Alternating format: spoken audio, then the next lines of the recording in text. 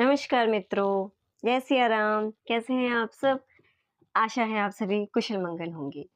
आज सभी को एकादशी की मोक्षदा एकादशी और गीता जयंती भी आज के दिवस होती है क्योंकि आज ही के दिवस से श्री कृष्ण ने भगवत गीता का उपदेश देना आरंभ किया था।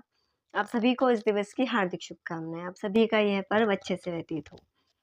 अब मैं प्रभु कृपा से एकदम स्वस्थ हूँ। थंबनेल देखकर आप लोगों को लगा होगा कि ये क्या बात हुई? दान देने से भला माता लक्ष्मी कैसे रूठ सकती हैं? एकादशी पे वैसे भी दान देने का विधान होता है, हर एकादशी पे होता है ये दान आपको करना ही चाहिए। अब ये पूरी की पूरी घटना बताती हूँ। वीडियो एंड तक देखिएगा, पूरा सुनिएगा, समझिएगा क्योंकि कुछ चीज़ें रूपक होती हैं। उस चीज़ को एक्सप्लेन करूँगी सही तरीके से प्रभु जैसा करवाएँ, तो उसे समझने का प्रयास कीजिएगा। ये घटना भी सत्य है।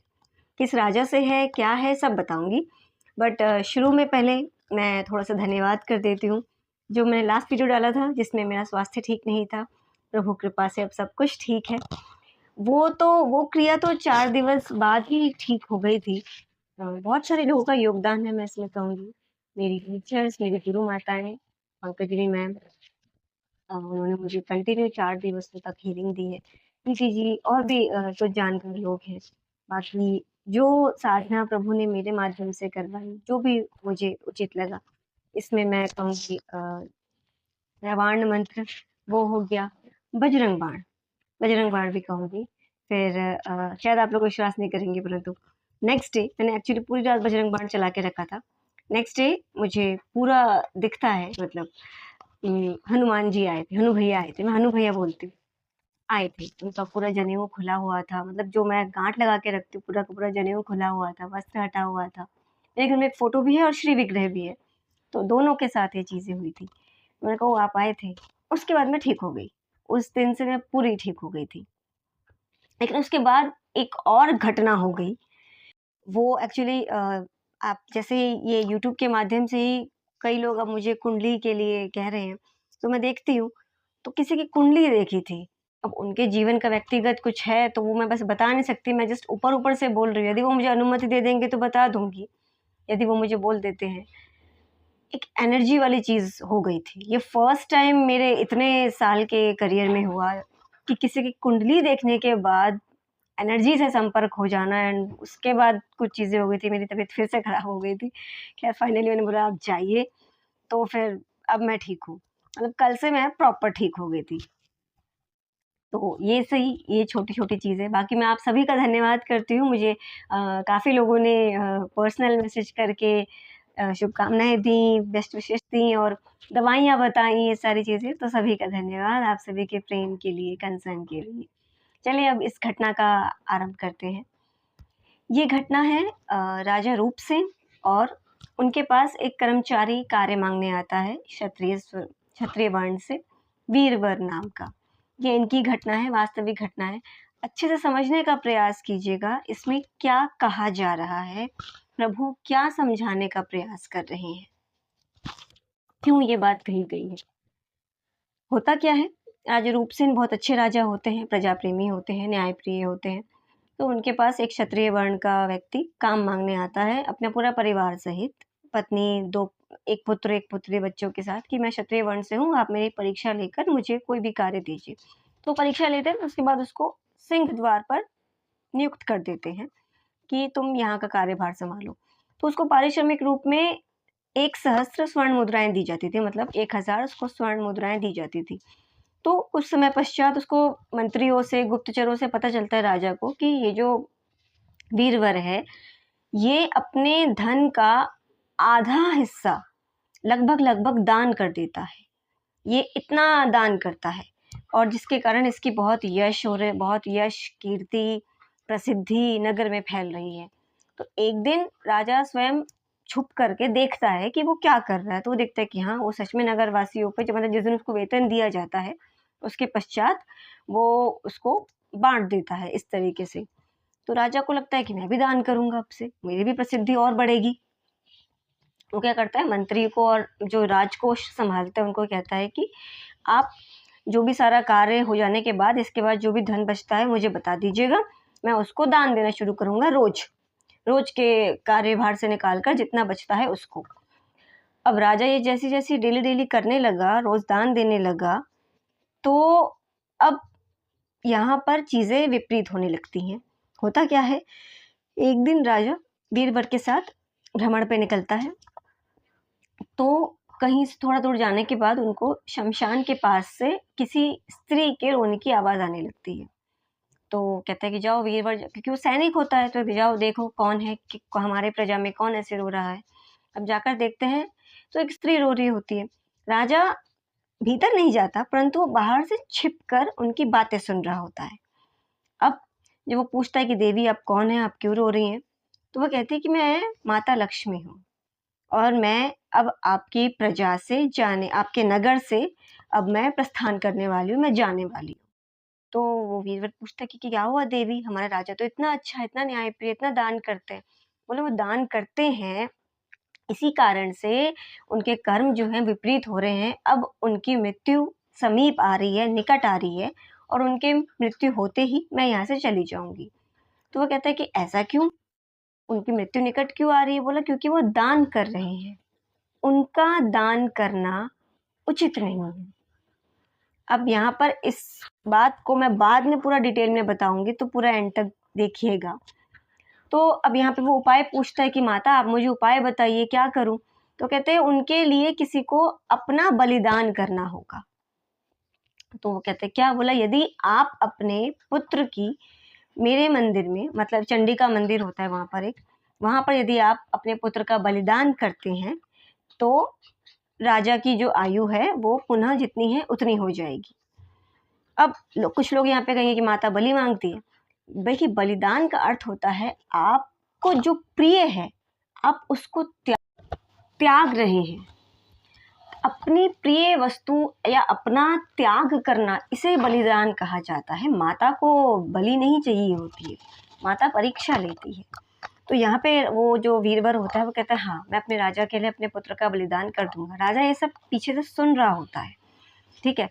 तो जब वो वापस आता है तो कहता कौन था। बोला नहीं ऐसी कोई भी स्त्री थी, कुछ नहीं, ठीक है। लेकिन राजा को तो पता होता है कि ये क्या करने वाला है, ठीक है। नेक्स्ट डे जब वो मंदिर जाते हैं तो राजा ना पीछे छुप छुप के जाता है, वो देखता है कि ये सच में कर रहा है नहीं कर रहा। तो वो देखते हैं कि वास्तव में उसके माता पिता ने अपने पुत्र का बलिदान कर दिया। अब पुत्र की एक बहन भी होती है। अब अपने भाई को इस अवस्था में, उसका कटा हुआ सर ये सब देख के उसकी बहन वहीं सदमे से मर जाती है। अब दोनों बच्चों की मृत्यु अपने सामने देखकर उसकी माँ भी सदमे से मर जाती है। अब जब पूरा परिवार खत्म हो गया होता है, वीरवर सोचता है मैं रह के क्या ही करूँगा, वो स्वयं खुद को मार लेता है। अब पूरे परिवार ने बलिदान दे दिया, यहाँ पर ये हुआ। तब माता प्रकट होती है और क्योंकि राजा तो वहाँ होता है, छिप के देख रहा होता है, राजा के पास जाती है। वो उससे कहती है कि देखो तुम्हारे लिए इस पूरे परिवार ने अपना बलिदान दे दिया। अब क्योंकि इन्होंने बलिदान दे दिया तो इसके फलस्वरूप तुम एक वरदान मांग सकते हो, बताओ क्या मांगते हो। तो बोला क्या इन सबका जीवन वापस आ जाएगा। बोला हाँ आ जाएगा। तो वो राजा पूछता है कि दान देने से क्या हानि हुई, मेरी आयु कम क्यों हुई, आप क्यों जा रही है। तब यहाँ पे माता लक्ष्मी कहती है कि तुम्हें दान देना उचित नहीं है। अब यहाँ पर देखिए कुछ चीज़ें रूपक होती है, मैं आपको प्रॉपर चीज़ें बताती हूँ यहाँ पे माता ने ऐसा क्यों कहा। एक तो पहली चीज़, पुराने समय पे दान सिर्फ ब्राह्मणों को देने के लिए कहा जाता था, गोदान या कुछ भी। क्यों, क्योंकि गो से उनका पूरा का पूरा परिवार चलता था। ब्राह्मणों को क्यों, क्योंकि ब्राह्मणों को हम काम पे नहीं रख सकते थे, ब्राह्मणों को सिर्फ शिक्षा देने का अधिकार होता था। ब्राह्मण कोई भी और कार्य नहीं करते थे, मैं उनको ये करवाया नहीं जाता था, इसलिए हमेशा उस समय पे सिर्फ ब्राह्मणों को दान देने का प्रावधान था। बाकी जितनी भी कैटेगरीज होती हैं, वैश्य हो गया, क्षत्रिय हो गया, शूद्र हो गया, उनसे कार्य करवाए जाते थे। तो अब जब राजा यहाँ पे इन लोगों को दान दे रहा है तो एक दिन के भोजन का प्रबंध तो कर रहा है। देखिए जैसे पाप में होता है ना, पाप, महापाप, अति पाप, ये सब इसी तरीके से पुण्य में भी होता है, पुण्य महापुण्य। तब माता कहती है कि यदि आप कार्य दें उनको कार्य करने का अवसर प्रदान करें तो वो महापुण्य में आएगा। भोजन दे करके या दान दे करके आप मात्र एक दिन अथवा थोड़े से समय की ज़रूरत को पूरा कर रहे हैं। और दूसरी चीज़, राजा के पास जो भी धन होता है वो राजा का स्वयं का नहीं होता, वो तो प्रजा का धन होता है। राजकोष में जो धन होता है वो प्रजा का धन होता है, इसलिए राजा को दान नहीं देना चाहिए। अगर देना भी चाहिए तो वो ब्राह्मणों को देना चाहिए, क्योंकि उस समय पर ब्राह्मणों को, देखिए आज वो युग देश काल परिस्थिति पात्र के साथ नियम परिवर्तित होते हैं, आज वो स्थिति नहीं है। आज यहाँ लगभग लगभग जो यदि जन्म से ब्राह्मण है वो भी कोई ना कोई कार्य करता है, कहीं जॉब कर रहा है, टीचिंग कर रहा है, कुछ ना कुछ कर रहा है, उसको उसकी सैलरी मिलती है, पारिश्रमिक मिलता है। आज वो स्थिति नहीं है। परंतु हाँ, यदि आप सक्षम हैं तो आप किसी को कार्य पे रखिए। जो बड़े बड़े उद्योगपति है या जिनके पास जितनी भी क्षमता है, यदि वो किसी को काम पे रख सकते हैं तो काम पे रखिए। यदि आप नॉर्मल अपने घर पे हैं, यदि आपको लगता है कि आप घर पे एक हाउस हेल्प रख सकते हैं, किसी को कार्य दे सकते हैं, तो कार्य पे रखिए, वो अधिक श्रेष्ठकर होगा। दूसरी चीज, कार्य पे रखने के बाद ये भाव कदापि नहीं आना चाहिए कि आप किसी को कार्य पर रखकर आप किसी को धन दे रहे हैं। अगर आप ऐसा करते हैं तो आपका शनि वैसे ही खराब होना शुरू हो जाएगा। कि आपने कार्य पे रखा, वो अपना पारिश्रमिक ले रहा है, आप उस पर कोई एहसान नहीं कर रहे हैं, वो आपसे निचले तबके का नहीं है, ये भाव नहीं आना चाहिए। यदि ये भाव आया तो यहीं पे खराब चीजें होना शुरू हो जाएंगी, यहीं पे शनि खराब होना शुरू हो जाएगा। तब ये माता कहती है, राजा के पास वैसे भी जो धन होता है वो उसका स्वयं का नहीं होता। इसकी एक और घटना आती है, कभी और बताऊंगी, जिसमें एक भिक्षुक आता, कहता है जो आपका अपना हो मुझे वो दान में दीजिए। तो राजा जब देने लगता है तो वो कहता है ये तो आपका है ही नहीं, तो प्रजा का है। तो इसीलिए यहाँ पर ये बात आती है। अन्यथा दान बिल्कुल करना चाहिए, ज़रूरतमंदों को करना चाहिए, परंतु उतना ही। मैं हमेशा कहती हूँ कि ठीक है, जितना हो सके आप अपनी क्षमता अनुसार, परंतु यदि आप कार्य पे रख सके तो वो और ज़्यादा अच्छा है। यदि आप किसी को रोज़गार दे पाएँ वो और ज़्यादा अच्छा है। जैसे मान लीजिए कोई भीख मांग रहा है या कुछ कर रहा है, जैसे मैं कई जगह देखती हूँ, लोगों ने कोई एक वो जो वेट मशीन होती है वो ला करके दे दी उसको, कि आप इससे अब अर्न कर पाएंगे, या कुछ टॉयज ला के दे दी ताकि आप इसको सेल करें। आप ये चीज़ें अगर ज़्यादा करते हैं वो ज़्यादा अच्छा है।